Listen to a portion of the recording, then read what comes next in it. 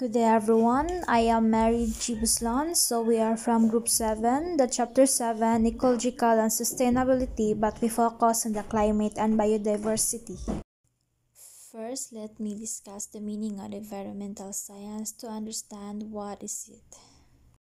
So from the word environment, environmental science is the study of living organisms and how they interact with our environment and incorporates more of the social sciences for understanding human relationship, perceptions, and policies towards the environment.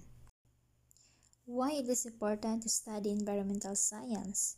It is an interdisciplinary study on how the earth works, how we interact with the earth, and how we can deal with the environmental problems we face.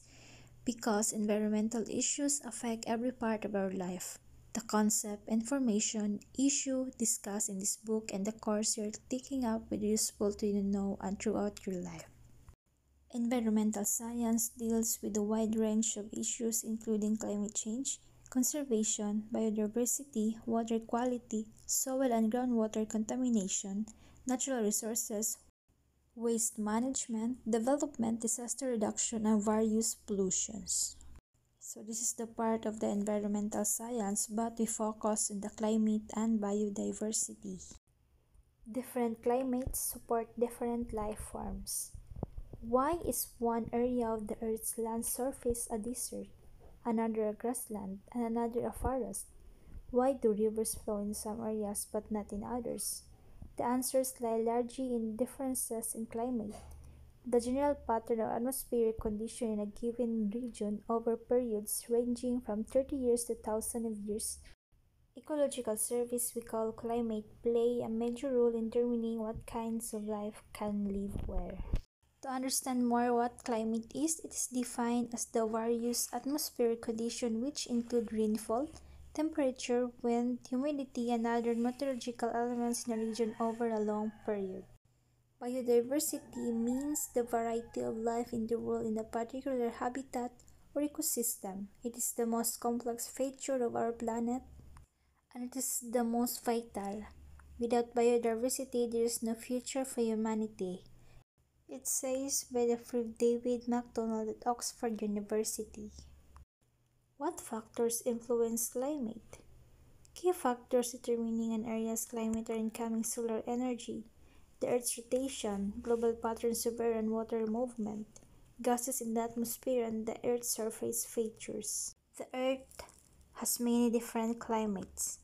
The first step in understanding issues related to climate, such as how climate affects the biodiversity, it is to be sure that we understand the difference between weather and climate. So we all know that sometimes nga maglibog ta sa meaning sa weather and climate. So first, let's define the meaning of weather. So weather is a set of physical conditions of the lower atmosphere such as temperature, precipitation, humidity, wind speed, cloud cover, and other factors in a given area over a period of hours or days. Weather differs from climate, which is an area's general pattern of atmospheric conditions over a period ranging from at least 3 decades to thousands of years. In other words, climate is weather averaged over a long time. And the climate varies in different parts of the Earth monthly because patterns of global Earth circulation and ocean current distribute heat and precipitation unevenly from the tropics to other parts of the world. So there are three major factors that determine how Earth circulates in the lower atmosphere. So first is the uneven heating of the Earth's surface by the sun. Air is heated much more at the equator, where the sun's rays strike directly, than at the poles, where sunlight strikes at a slanted angle and spreads out over a much greater area. These differences in the input of solar energy help explain why tropical regions near the equator are hot, while polar regions are cold and temperate regions in between generally have intermediate average temperature. And the second is rotation of the Earth on its axis. As the Earth rotates around its axis, the equator spins faster than regions north and south of the equator. As a result, heated air masses rising above the equator and moving north and south to cooler areas are deflected and the west or east over different parts of the planet's surface. The atmosphere over these different areas is divided into huge regions called cells, distinguished by direction of air movement. The differing directions of air movement are called prevailing winds, major surface winds that blow almost continuously and help to distribute heat and moisture over the Earth's surface and to drive ocean currents. And the last one is the properties of air, water, and land.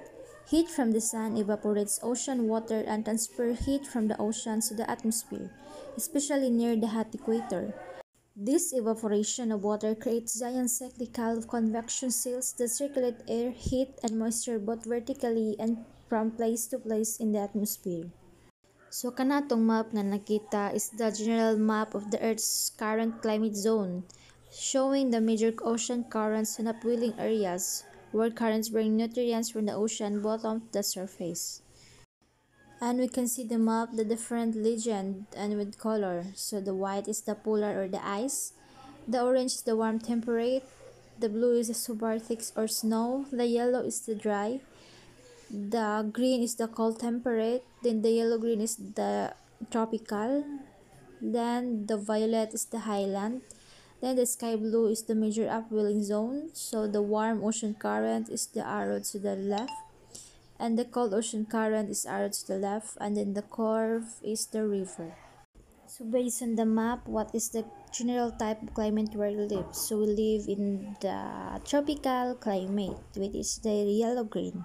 So tropical climate are regions of the earth that lie roughly in the middle of the globe. So the prevailing winds, so based on that picture, so blowing over the ocean produce mass movements of surface called ocean currents.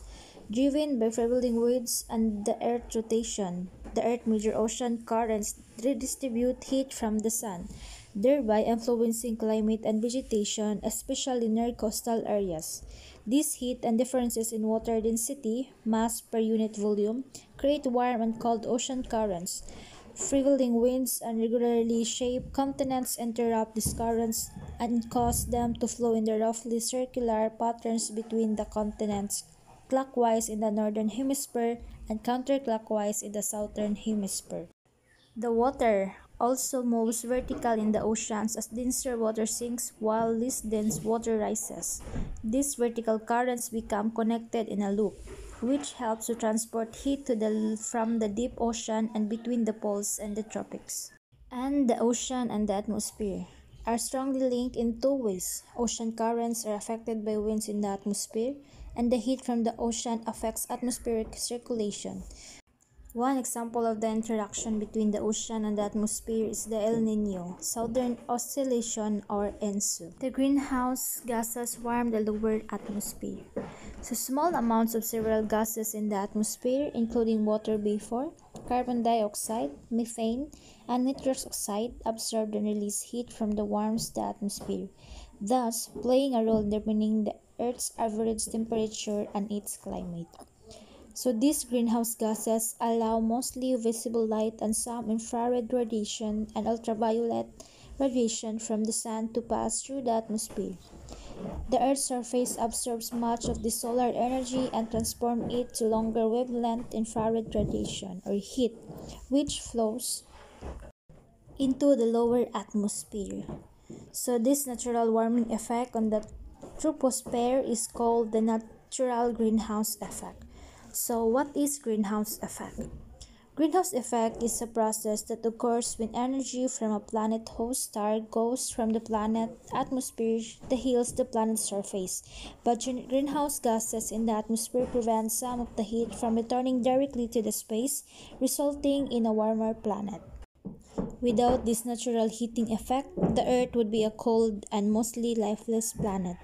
So human activities such as burning fossil fuels, clearing forests, and growing crops release carbon dioxide, methane, and nitrous oxide into the atmosphere. A large and growing body of scientific evidence, along with climate model projections, indicate that there is more than a 90% chance that the large inputs of greenhouse gases into the atmosphere from human activities are enhancing the Earth's natural greenhouse effect. In other words, human activities, especially the burning and carbon-containing fossil fuels, have added carbon dioxide to the atmosphere faster than it is removed by the carbon cycle. Earth's surface features affect local climates, so heat is absorbed and released more slowly by water than by land. This difference creates land and sea breezes. As a result, the world's ocean and large lake moderate the weather and climates of nearby lands. Various other topographic features of the Earth's surface create local and regional climatic conditions that differ from the general climate of a region. So, for example, mountains interrupt the flow of prevailing surface winds and the movement of storms. When most air blowing inland from an ocean reaches a mountain range, it is forced upward. As it rises, it cools and expands and then loses most of its moisture as rain and snow on the windward slope of the mountain. The loss of moisture from the landscape and the resulting semi-arid or arid conditions on the leeward side of the high mountains create the rain shadow effect. Sometimes this leads to the formation of deserts such as Death Valley in the United States, which is the rain shadow of Mount Whitney, the highest mountain in the Sierra Nevada range. This leads to the semi-arid and arid condition on the leeward side of the mountain range and the land beyond. The Mojave Desert in the U.S. state of California and Asia's Gobi Desert were both created by this effect. How does climate affect the nature and the location of biomes? Differences in the long-term average and annual precipitation and temperature lead to the formation of tropical, temperate, and cold desert. Grasslands and forests are largely determined their locations. It shows how scientists have divided the world's land into several major biomes. Large terrestrial regions, each characterized by certain types of climate and dominant plant life. On maps such as the one, biomes are shown in sharp boundaries, each being covered with one general type of vegetation. In reality, biomes are not uniform. They consist of mosaic of patches, each with somewhat different biological communities but with similarities typical of the biome. These patches occur mostly because of the irregular distribution of the resources needed by plants and animals and because human activities have removed or altered the natural vegetation in many areas. It shows also the climate and vegetation vary with latitude and elevation. If you climb a tall mountain from its base to its summit, you can observe changes in plant life similar to those who would encounter in traveling from the equator to one of the Earth's polar regions. So, for example, if you hike up the tall Andes mountain in Ecuador, your trek can begin in tropical rainforest and end up with a glacier at the summit. So, what is desert? Desert is an area or region of land that is extremely dry and sandy due to the lack of rainfall. Only plants and animals that are very well adapted to the dry climate survive here. In a desert, annual precipitation is low and often scattered unevenly throughout the year. During the day, the baking sun warms the ground, but at night, most of the heat stored in the ground radiates quickly in the atmosphere. Desert soils have little vegetation and moisture to help store the heat, and the skies above desert are usually clear. This explains why in a desert you may roast during the day but a shiver at night. A combination of a low rainfall and different average temperature creates tropical, temperate, and cold desert. So these are the three major types of desert. So we have the tropical desert, temperate desert, and the cold desert. First is the tropical desert. Tropical deserts such as the Sahara and Namib of Africa are hot and dry most of the year. They have few plants and a hard wind-blown surface strewn with the rocks and some sand. They are the desert we often see in the movies. The tropical desert is an environment of extremes. It is the driest and hottest place on Earth. Rainfall is sporadic and in some years no measurable precipitation falls at all. The terrible dry condition of the desert is due to the year-round influence of subtropical high pressure and continentality. So the tropical desert areas near the equator receiving the most intense sunlight. The second one is the temperate desert. Temperate deserts such as the Mojave Desert in southern part of the U.S. state of California. Daytime temperatures are high in summer and low in winter, and there is more precipitation than in tropical desert. The sparse vegetation consists mostly of widely dispersed, drought-resistant shrubs and cacti or other succulents adapted to the lack of water and temperature variations. So temperate desert areas between the tropic and the polar regions. The next is the cold desert. Cold deserts such as the Gobi Desert in Mongolia. Vegetation is sparse, winters are cold, summers are warm or hot, and precipitation is slow. Desert plants and animals have adaptation that help them stay cold and get enough water to survive. They have a temperate climate with scorching summers and chilly winters because they are situated at a high latitude in the interior of the continent. Her weather and soil are not suitable for plant growth. So the cold desert, or it is called the polar, it is the areas near the Earth's poles, receiving the less intense sunlight. Adaptation for survival in a desert have two themes: beat the heat and every drop of water counts. So desert plants have evolved a number of strategies based on such adaptation. During long hot and dry spells, plants such as mesquite and creosote drop their leaves to survive in a dormant state. So there are three adaptations. So first adaptation is they have no leaves, which can lose water to the atmosphere through transpiration. It means that transpiration is the process by which moisture is carried through plants from roots to small pores to the underside of leaves, where it changes to vapor and is released to the atmosphere. Transpiration is essential evaporation of water from plant leaves.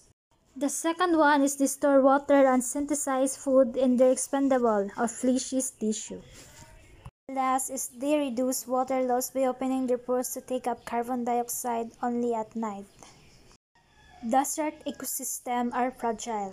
Their soils take decades to hundreds of years to recover from disturbances such as off-road vehicle traffic.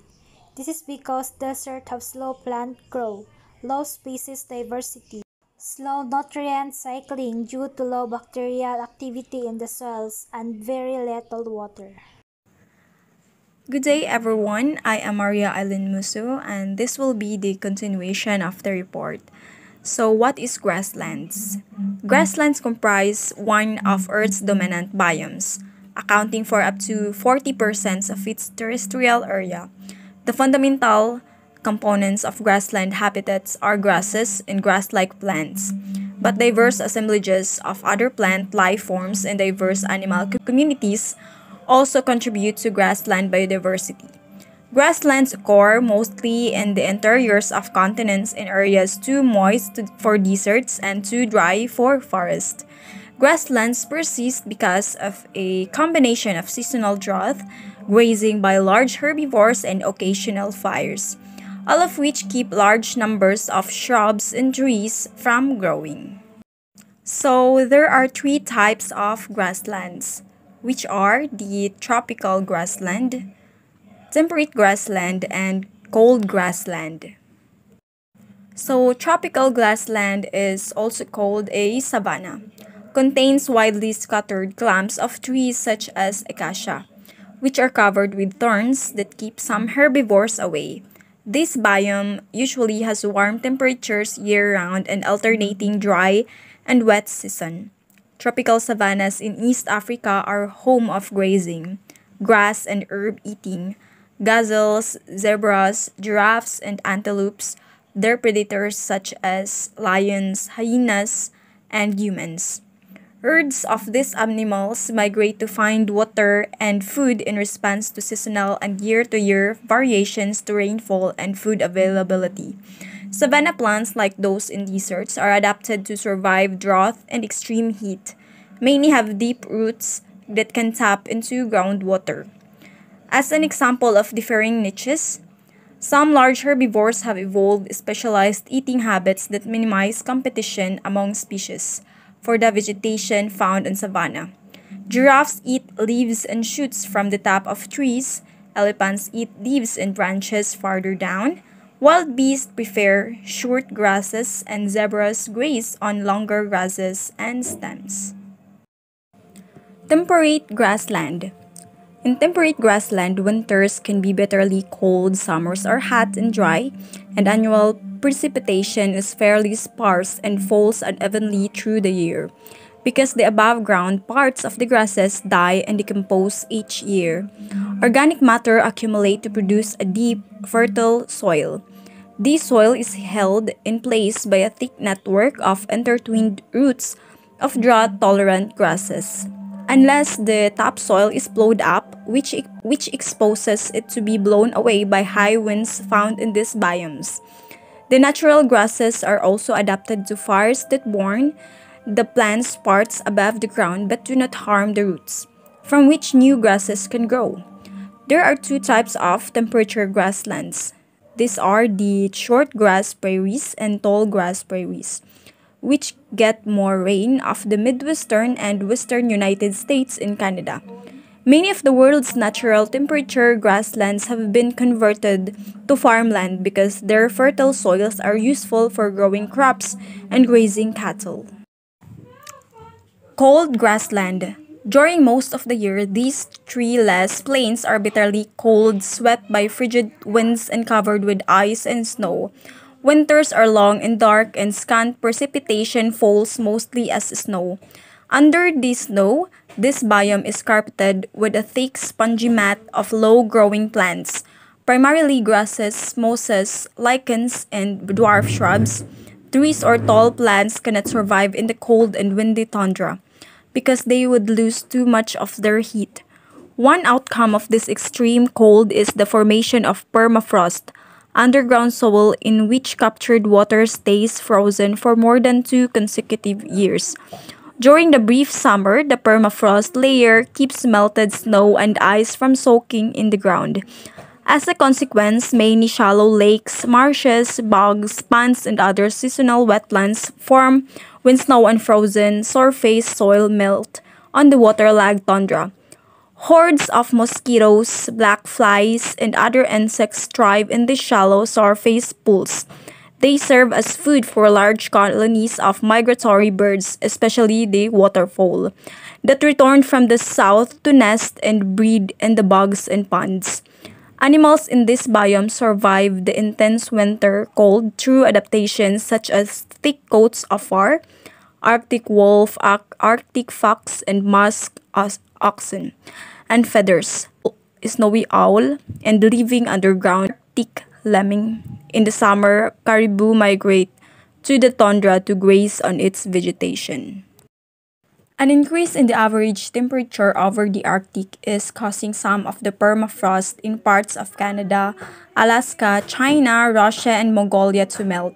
This disrupts these ecosystems and releases methane and carbon dioxide from the soil in the atmosphere. These two greenhouse gases can warm the atmosphere more and cause more permafrost to melt, which could lead to further warming and climate change. A destructive cycle that could be repeated again and again. The melting permafrost also causes the soil to sink, which can damage buildings, roads, power lines, and other human structures. Tundra is fragile biome. Most tundra soils formed about 17,000 years ago when glaciers began retreating after the last ice age. These soils usually are nutrient poor and have little detritus. Because of the short growing season, tundra soil and vegetation recover very slowly from damage or disturbance. Human activities in the Arctic tundra mostly on and around oil drilling sites, pipelines, mines, and military bases leave scars that persist for centuries. Another type of tundra called alpine tundra occurs above the limit of tree growth but below the permanent snow line on high mountains. The vegetation is similar to that found in Arctic tundra, but it receives more sunlight than Arctic vegetation gets. During the brief summer, alpine tundra can be covered with an area of beautiful wildflowers. So there are three major types of forests, such as the tropical rainforest, temperate deciduous forest, northern evergreen coniferous forest, or boreal forest taiga. So tropical rainforest. Tropical rainforests are dominated by a broad-leaf evergreen plants which keep most of their leaves year-round. The top of the trees form a dense canopy which blocks most light from reaching the forest floor, illuminating it with a dim greenish light. For this reason, there is a little vegetation on the forest floor. Many of the plants that do live at the ground level have enormous leaves to capture what little sunlight filters through the dimly lit forest floor. Some trees are draped with vines, that is called lianas, that reach for the treetops to gain access to sunlight. Once in the canopy, the vines grow from one tree to another, providing walkways for many species living there. When a large tree is cut down, its lianas can pull down other trees. Tropical rainforests have a very high net primary productivity. They are teeming with life and boast incredible biological diversity. Although tropical rainforests cover only about 2% of the Earth's land surface, ecologists estimate that they contain at least half of the Earth's known terrestrial plant and animal species. For example, a single tree in this forest may support several thousand different insect species. Plants from tropical rainforest are a source of chemicals used as blueprints for making most of the world's prescription drugs. Rainforest species occupy a variety of specialized niches in distinct layers, which helps to enable the great biodiversity, which is the high species richness. So like for example, vegetation layers are structured mostly according to the plant's needs for sunlight. Much of the animal life, particularly insects, bats, and birds, lives in the sunny canopy layer, with its abundant shelter and supplies of leaves, flowers, and fruits. To study life in the canopy, ecologists climb trees that use tall construction cranes and build platforms and boardwalks in the upper canopy. Dropped leaves, fallen trees, and dead animals decompose quickly in tropical rainforest. Because of the warm, moist conditions and the hordes of decomposers. This rapid recycling of scarce soil nutrients explains why there is so little plant litter on the ground. Nutrients that do reach the ground are soon leached from the soil by the almost daily rainfall. Instead of being stored in soil, about 90% of plant nutrients released by decomposition are quickly taken up and stored by trees, vines, and other plants. This helps to explain why rainforests are not good places to clear and grow crops or graze cattle on a sustainable basis. So far, at least half of these forests have been destroyed or disturbed by human activities, and the pace of this destruction and degradation is increasing. Ecologists warn that without strong protective measures, most of these forests, along with this rich biodiversity and other invaluable ecological services, will probably be gone within your lifetime. Temperate deciduous forest. So the temperate deciduous forests grow in areas with moderate average temperatures that change significantly with the season. These areas have long, warm summers, cold but not too severe winters, and abundant precipitation often spread fairly evenly throughout the year. This biome is dominated by a few species of broadleaf deciduous trees such as oak, hickory, maple, poplar, and beech. They survive cold winters by dropping their leaves in the fall and becoming dormant throughout the winter. Each spring they grow new leaves whose colors change in the fall into array of reds and golds before the leaves drop. Because of a slow rate of decomposition, these forests accumulate a thick layer of slowly decaying leaf litter, which becomes a storehouse of nutrients. On a global basis, this biome has been disturbed by human activity more than any other terrestrial biome. Northern evergreen coniferous forest or boreal forest taiga. The evergreen coniferous forests are also called boreal forest and taigas. These cold forests are found just south of the Arctic tundra in northern regions across North America, Asia, and Europe, and above certain altitudes in the Sierra Nevada and Rocky Mountain ranges of the United States. In this subarctic climate, winters are long, dry, and extremely cold. In the northernmost taiga, winter sunlight is available only 6 to 8 hours per day. Summers are short with cool to warm temperatures and the sun shines up to 19 hours a day.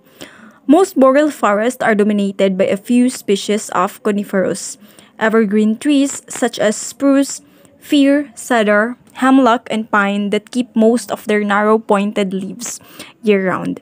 The small needle shaped, waxy coated leaves of these trees can withstand the tense of cold and drought of winter when snow blankets the ground.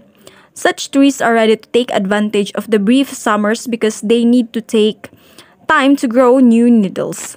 Plant diversity is low because few species can survive the winters when soil moisture is frozen. Beneath the stand of trees is a deep layer of partially decomposed conifer needles. Decomposition is slow because of low temperatures. The waxy coating on the needles and high soil acidity, the decomposing conifer needles make the thin, nutrient-poor soil acidic and prevent most of other plants from growing on the forest floor.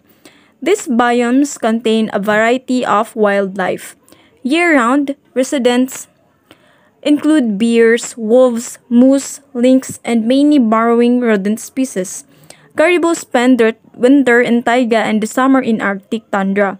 During the brief summer, warblers and other insect-eating birds feed in hoarders of flies. Warblers and other insect-eating birds feed on hordes of flies, mosquitoes, and caterpillars. Mountains play important ecological roles.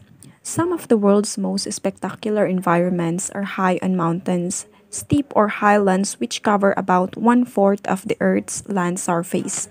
Mountains are places where dramatic changes in altitude, slope, climate, soil, and vegetation that take place over a very short distance.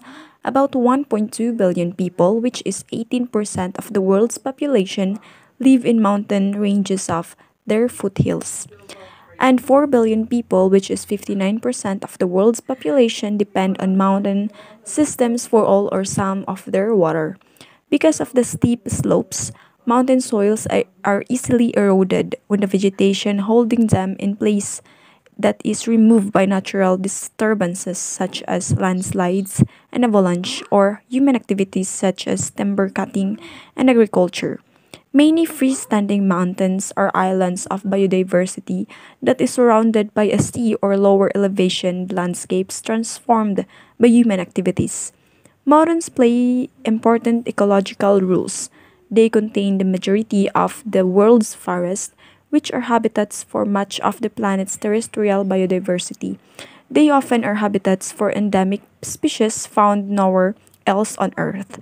They also serve as sanctuaries for animal species that are capable of migrating to higher altitudes and surviving in such environments from lowland areas.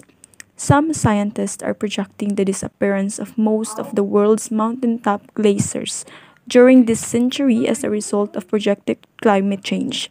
This could cause many people to move in search of new water supplies and places to grow their crops. Despite the ecological, economic, and cultural importance of mountain ecosystems, protecting them has not been a high priority for governments or for many environmental organizations. So, how have we affected the world's terrestrial ecosystems? Humans have disturbed most of the Earth's land according to the 2005 Millennium Ecosystem Assessment. About 62% of the world's major terrestrial ecosystems are being degraded or used unsustainably. As the human ecological footprint gets bigger and spreads across the globe. So here are some examples of the major human impacts on terrestrial ecosystems. In desert, such as large desert cities, soil destruction by off-road vehicles, soil salinization from irrigation, depletion of groundwater, land disturbance and pollution from mineral extraction. In grasslands, conversion to cropland, release of carbon dioxide to atmosphere from burning grassland, overgrazing by livestock, oil production and off-road vehicles in Arctic tundra. In forest, clearing for agriculture, livestock grazing, timber, and urban development, conversion of diverse forests to tree plantations, damage from off road vehicles, and pollution of forest streams, and in mountains, agriculture, timber extraction, mineral extraction, hydroelectric dams and reservoir, increasing tourism, urban air pollution, increased ultraviolet radiation from ozone depletion, soil damage from off road vehicles. So, those are the major human impacts on terrestrial ecosystems. Most of the Earth is covered with water. As shown in the picture, about 71% of Earth's surface is covered with salty ocean water. Although the global ocean is a single and continuous body of water, geographers divide it into four large areas: the Atlantic, Pacific, Arctic, and Indian Ocean, separated by the continents. The largest ocean is the Pacific, which contains more than half of the Earth's water and covered one-third of the Earth's surface. The distribution of many aquatic organisms is determined largely by the water's salinity of the amounts of salt such as sodium chloride dissolved in the given volume of water. As the result, aquatic life zones are classified into two major types: salty water or marine, which contains oceans, and other accompanying is terraces, coastal wetlands, shorelines, coral reefs, and mangrove forest. The second one is the first freshwater, like lakes, rivers, streams, and inland wetlands. So about 71% of the Earth's surface is covered by water. The majority of this water is found in the ocean, which cover approximately 97% of the Earth's water. The remaining 3% is found in freshwater sources like rivers, lakes, and underground aquifers. The presence of water on Earth is one of the key factors that makes life possible on our planet, as it is essential for the survival of all living organisms. Bodies of water contains great biodiversity. Saltwater and freshwater life zones contains several major types of organisms. One major type consists of weakly swimming, free-floating plankton, which can be divided into three groups. The first group is phytoplankton, which includes many types of algae, various rooted plants near shorelines, and primary producers that support most aquatic food webs. The second plankton group is zooplankton. They consist of primary consumers that feed on the phytoplankton, that secondary consumers that feed on the other zooplankton. A third group consists of huge population of much smaller plankton called ultraplankton, extremely small photosynthetic bacteria that may be responsible for 70% of the primary productivity near the ocean surface. The second major type of aquatic organism is nekton, strongly swimming consumers such as fish, turtles, and whales. A third type, benthos, consists of bottom dwellers such as oyster, which anchor themselves into one spot, clams and worms, which burrow into the bottom, and lobster and crabs, which walk about on the seafloor. A fourth major type is decomposers, mostly bacteria, which break down organic compounds in the dead bodies and waste of aquatic organisms into nutrients that can be used by aquatic primary producers. So, most forms of aquatic life are found in the surface, middle, and bottom layers of saltwater and freshwater systems. In the most aquatic systems, the key factors determining the types of numbers of organisms found in these layers are temperature, dissolved oxygen content, availability of food, and availability of light and nutrients required for photosynthesis. Oceans provide important ecological and economic resources. Marine aquatic systems are huge reservoirs of biodiversity. Marine life is found in three major life zones: the coastal zone, open sea, and ocean bottom. The coastal zone is the warm, nutrient-rich, shallow water that extends from the high tide mark on the land of gently sloping, shallow edge of the continental shelf. It makes up less than 10% of the world's ocean area, but it contains 90% of all marine species and is the site of most large commercial marine fisheries. Most coastal zones aquatic systems such as estuaries, coastal wetlands, mangrove forests, and coral reefs have high net primary productivity per unit of area. So ocean provides a wide range of ecological and economic resources that are vital for human well-being and the health of the planet. However, it is important to note that these resources are under threat of human activities such as pollution, overfishing, and climate change. It is crucial that we take steps to protect and conserve our ocean from future generations. Estuaries and coastal wetlands are highly productive. Estuaries are where rivers meet the sea.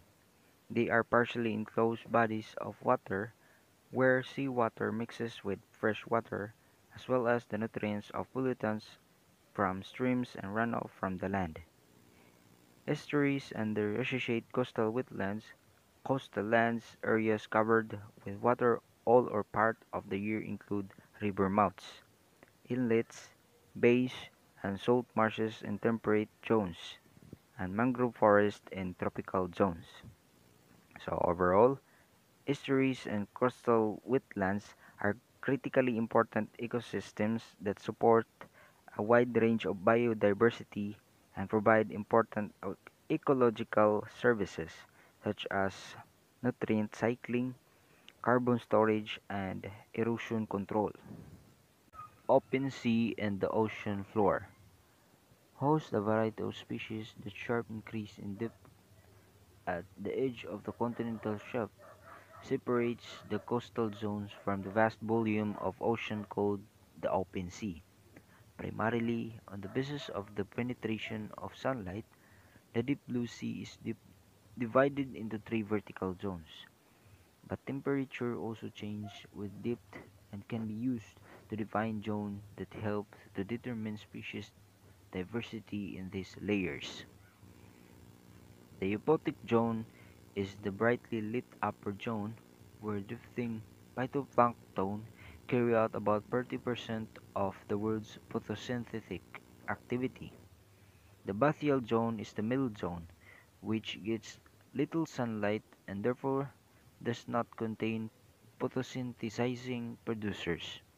Zooplankton and smaller fishes, many of which move to the surface at night to feed, live here. The lowest zone, called the abyssal zone, is dark and very cold. It has little dissolved oxygen. Nevertheless, the deep ocean floor is teeming with life, so much that is considered a major life zone because it contains enough nutrients to support a large number of species, even though there is no sunlight to support photosynthesis. Unfortunately, the open sea and the ocean floor are also facing a range of threats, including overfishing, pollution, climate change, and habitat destruction. These threats are having significant impacts on the biodiversity of health of these important ecosystems, underscoring the needs for these conservation efforts and sustainable management practices. Human activities are disrupting and degrading marine ecosystems. In their desire to live near coast, people are destroying or degrading the aquatic biodiversity and the ecological and economic services that make coastal areas so enjoyable and valuable. Major threats to marine systems of human activities includes coastal development, which destroy and pollutes coastal habitats, runoff of non-point source pollution such as fertilizer, pesticides, and livestock waste. Point source pollution such as sewage from passenger cruise ships and spilled from oil tankers. Overfishing which depletes pollutions and commercial fish species. Use of trawler fishing Use of trawler fishing boats which drags weighted nets across the ocean bottoms and destroy habitats. Invasive species introduced by humans that can deplete population of native aquatic species and cause economic damage.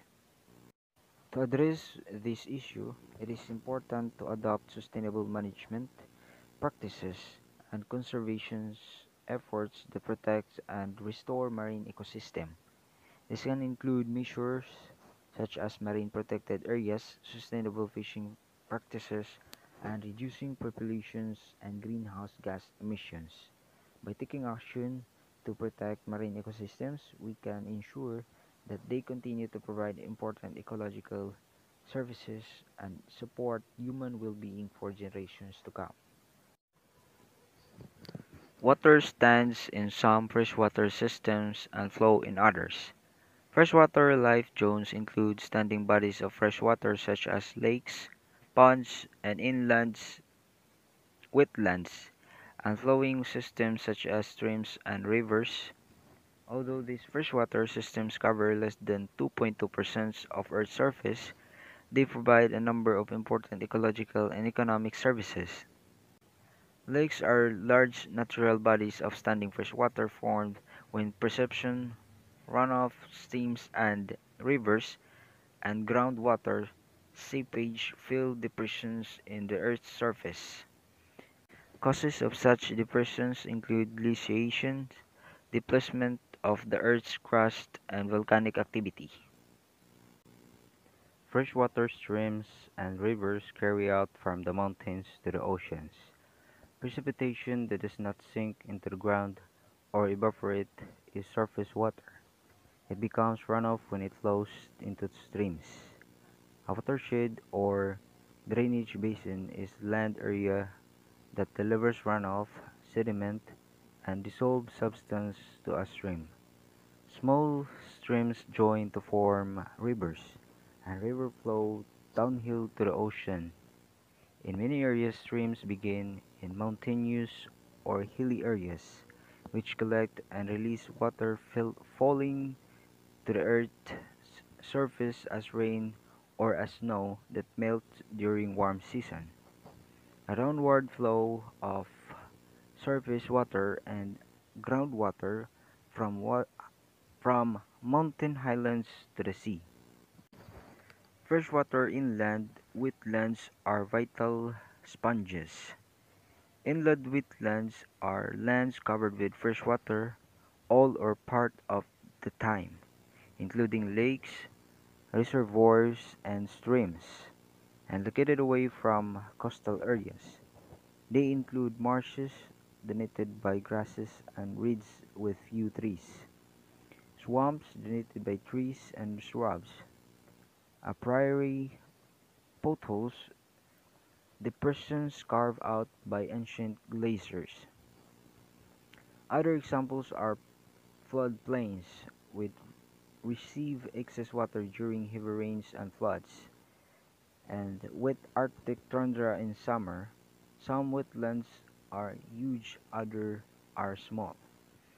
By protecting and restoring freshwater inland wetlands, we can ensure that they continue to provide important ecological services, support biodiversity, and help to maintain the health of well-being of freshwater ecosystems and the communities that depend on them.